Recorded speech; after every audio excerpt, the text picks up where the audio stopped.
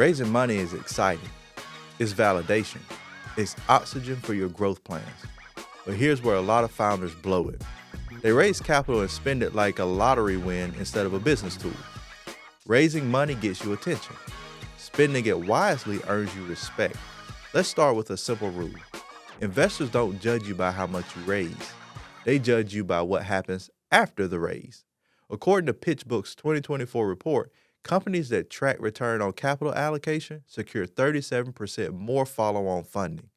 Why? Because discipline builds confidence. So what does disciplined spending look like? Here's a smart use of funds model we use at Legacy Wealth Capital Group.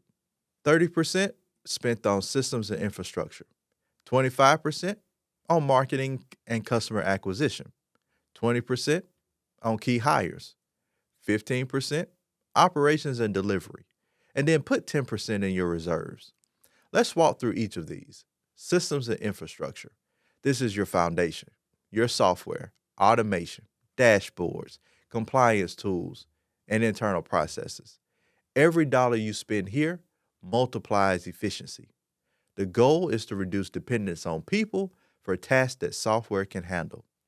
Marketing and customer acquisition. This is how you turn capital into growth. Paid ads, outbound campaigns, partnerships, anything that predictably generates new revenue. Track your cost per lead and cost per acquisition religiously. If you don't measure it, you can't manage it. Key hires. Talent is leverage. The first operations manager, marketing director, or sales leader can change everything, but only if you define success metrics before hiring. Don't spend investor money on general labor. Spend it on leadership capacity. That's where most businesses get it wrong. Operations and delivery. This includes training, equipment, and fulfillment improvements that directly impact customer experience.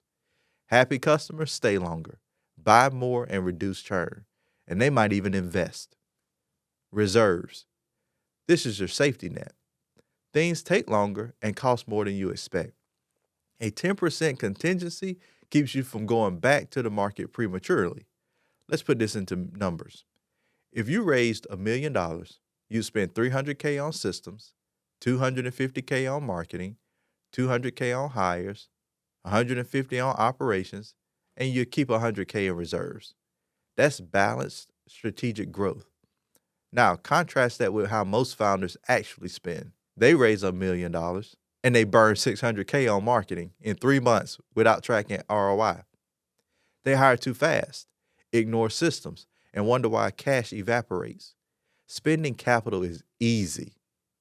Allocating it intelligently is rare. Here's a mindset shift. Treat investor money like borrowed trust.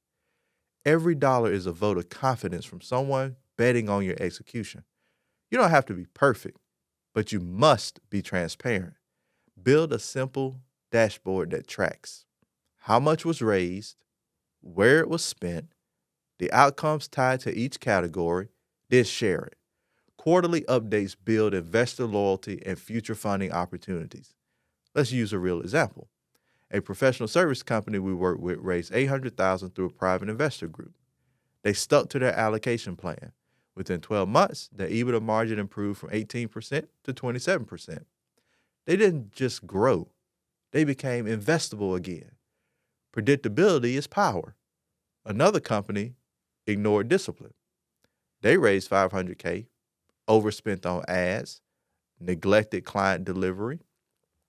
Client churn increased, margins collapsed, and investors pulled back. Same amount, different outcomes. Capital magnifies your habits.